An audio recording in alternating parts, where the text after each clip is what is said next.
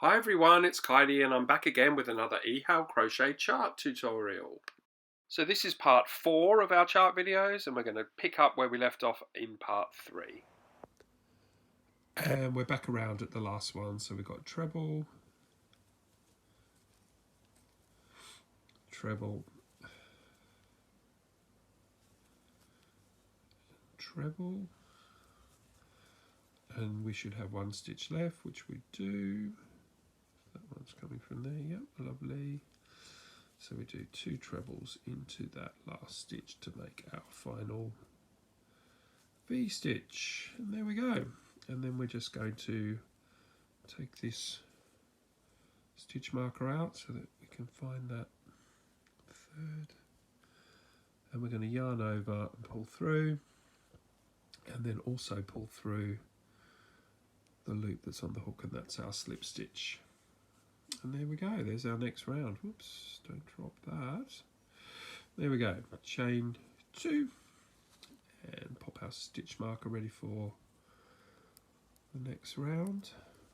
Final chain, there's our chain 3 turning chain. Okay, so there we go. Let me just show you that one. Second row done, that's our treble, treble, treble, and our V-stitch, and our pattern is coming along beautifully. We are now on row 7 finished, row 6 finished, sorry. So now we're moving on to row 7.